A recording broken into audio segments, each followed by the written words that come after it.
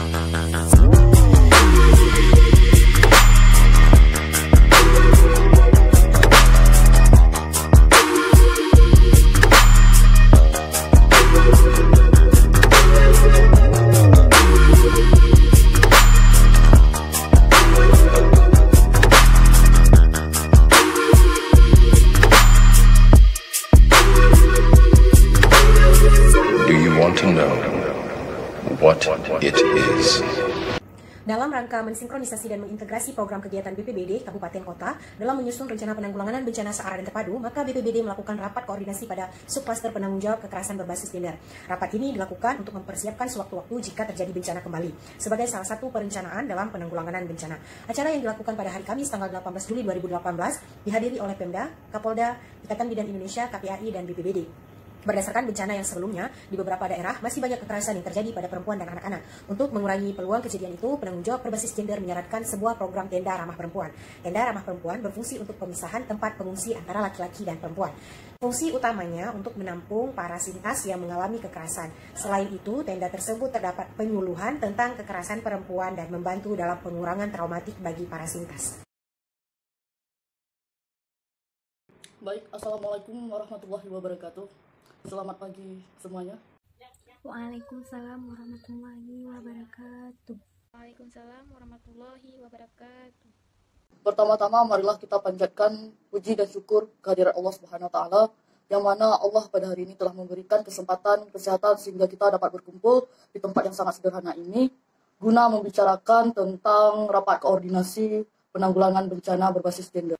Baiklah, untuk mempersingkat waktu ya, saya persilakan untuk pemerintah daerah, terutama kali untuk menyampaikan apa-apa saja kebutuhan di pengungsian saat ini, bagaimana kondisi di pengungsian saat ini, karena yang paling sangat mengetahui kondisi itu adalah pemerintah daerah.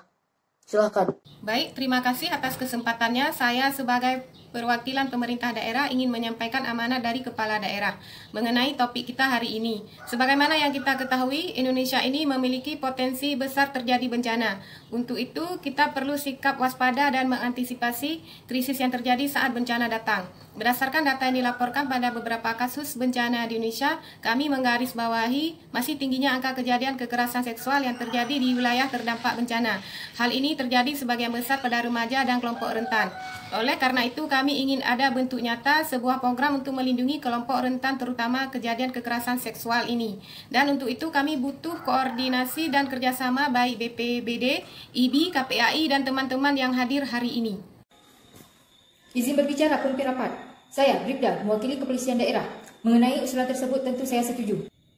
Kami sebagai pihak kepolisian pun banyak mendapatkan laporan tentang kekerasan seksual yang terjadi. Dan memang hal ini sering dianggap sepele, namun merugikan banyak pihak. Untuk itu saya menyarankan agar dilakukan pengamanan untuk wilayah. Jika terjadi bencana akan lebih diperketat dengan menghimbau masyarakat dan tokoh masyarakat untuk ikut berperan menjaga keamanan kelompok perempuan dan anak bersama pihak kepolisian. Misalnya, kita tempatkan satuan kepolisian yang bertugas menjaga daerah rawan, tenda pengungsi, toilet umum, dan tempat potensial lainnya. Demikianlah pendapat saya. Terima kasih, Pak. Baik ya, tidak ada masalah. Untuk sementara kami tampung dulu. Untuk pihak KPAI sendiri bagaimana? Atau pihak IBI? Silakan tanggapannya, Bu. Assalamualaikum warahmatullahi wabarakatuh. Saya Bidan Maulina, perwakilan dari IBI Provinsi, beserta kedua rekan saya, Bidan Rita dan Bidan Delvi. Jadi Menurut saya ini memang menarik, benar menjadi salah satu fokus yang sering tertinggal, karena mengingat kekerasan seksual pada kelompok rentan ini memang sering terjadi, namun sangat jarang muncul ke publik. Kami sebagai tenaga kesehatan, khususnya bidan, masih sering menemui kasus ini di beberapa kejadian krisis.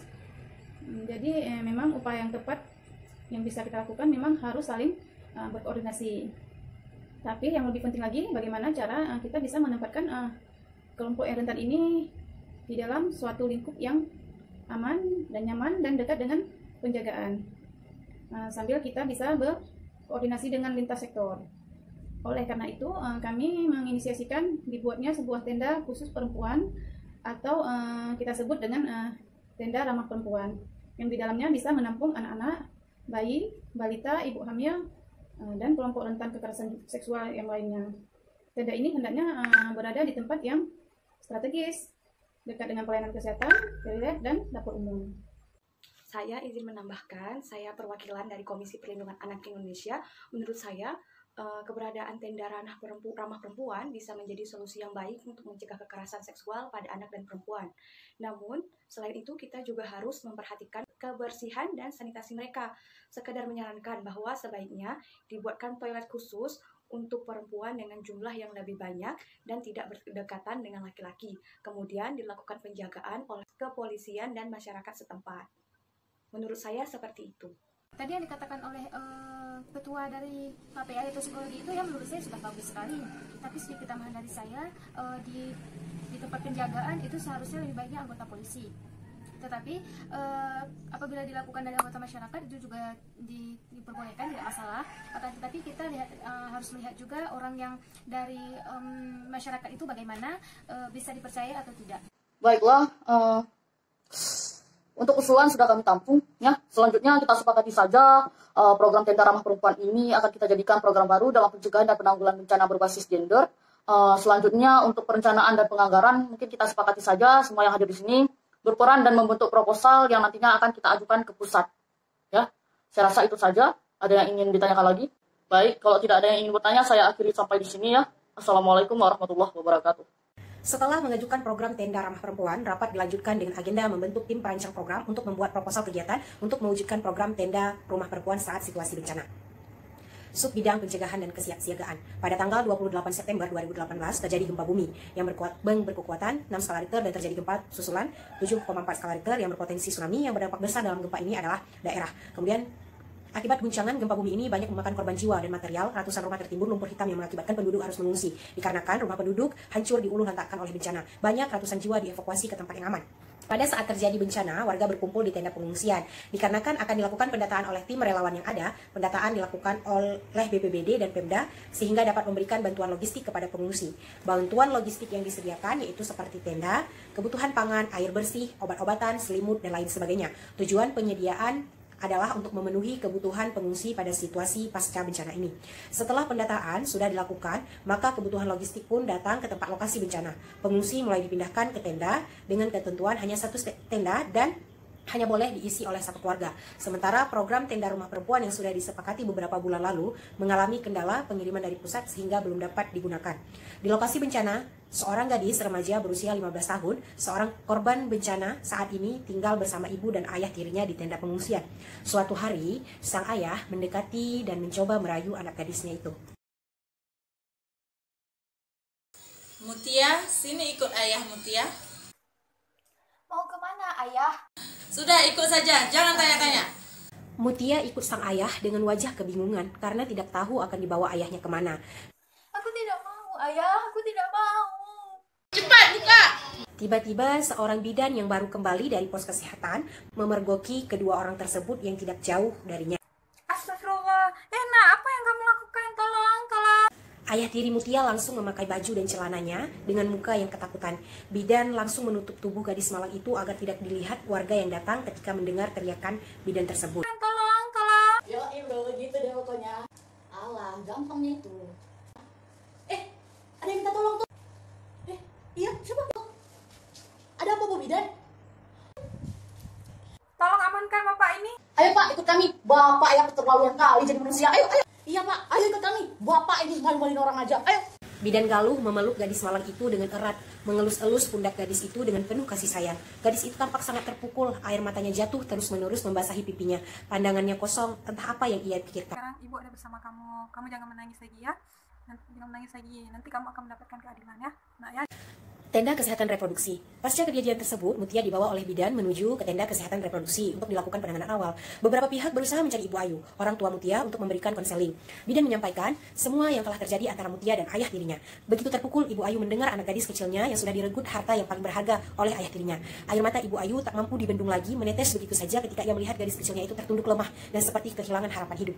Maafkan ibu, nak. Maafkan ibu, nak. Ibu yang salah, nak.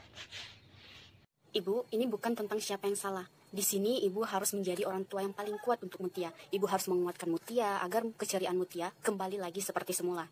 Kita harus membuat dia percaya bahwa tidak ada yang membenci dia di sini. Dia akan tetap diterima di dalam masyarakat. Walau bagaimanapun Mutia adalah korban di sini. Kita sebagai orang terdekat harus melindungi dia. Iya, Bu Bidan. Baik. Terima kasih, Bu Bidan. Setelah ini kami akan melakukan visum dengan dokter. Dan untuk mencegah terjadinya kehamilan, kami akan memberikan kontrasepsi darurat berupa pil. Kontrasepsi ini berfungsi untuk mencegah dan menghambat sperma masuk ke dalam saluran telur sehingga tidak terjadi pembuahan. Apakah ibu bersedia? Iya, Bu Bidan. Lakukan yang terbaik, Bu Bidan. Mutia memang terpukul, namun petugas yang ada di pengungsian tidak hanya diam saja. Hal ini harus ditindaklanjuti. Rencana untuk membuat tenda rumah perempuan harus segera dibuat dengan berbagai macam peraturan dan penunjang lainnya, seperti disediakan penanggung jawab di tenda agar siapapun yang ingin bertemu dengan anak-anak atau wanita usia subur yang masih lajang harus ada tujuan yang benar-benar penting. Pembuatan toilet umum khusus perempuan dan dibuat di dekat tenda perempuan. Penerangan yang baik agar tidak terulang kejadian yang sama seperti kasus Mutia.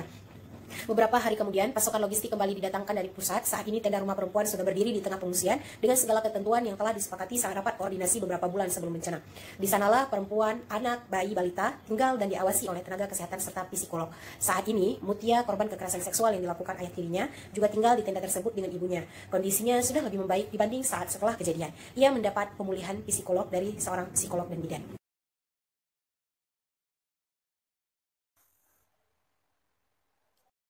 Halo Mutia, lagi apa? Halo Kak, sedang membaca Kak. Mutia suka baca buku ya? Iya Kak, dulu ibu suka beliin buku buat Mutia, tapi sekarang udah pada hilang bukunya. Oh, jangan khawatir, kakak bawa banyak buku bacaan buat Mutia dan adik-adik di sini. Nanti siang kita mendongeng bareng ya. Mutia bantu kakak ya. Mau?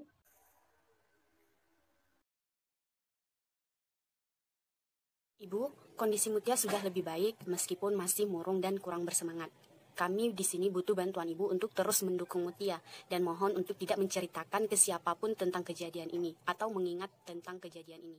Untuk korban kekerasan seperti Mutia ini tergolong penyembuhan yang sikapnya cepat karena dia sudah bisa beradaptasi sedikit demi sedikit. Sejauh ini saya mewakili Komnas Perlindungan Perempuan dan Anak serta bidan akan terus memonitor perkembangan Mutia serta berdampingan untuk kasus hukum dan psikologisnya. Kedepannya jika ada yang dikeluhkan, Ibu jangan sungkan bicara dengan kami. Kita akan adakan konseling untuk jalan keluar terbaik. Terima kasih, Bu. Berangsur-angsur kondisi masyarakat di wilayah bencana sudah mulai stabil. Meskipun masih banyak warga yang mengalami trauma, beberapa relawan pun telah ditarik ke asalnya. Program tenda rumah perempuan yang dirancang beberapa bulan sebelumnya ternyata memiliki dampak positif, mengurangi angka kejadian kekerasan seksual di wilayah bencana, mengurangi jatuhnya korban serta seperti Mutia, dan membantu para korban kembali memulihkan fisik, psikologi, dan lingkungan sosial mereka.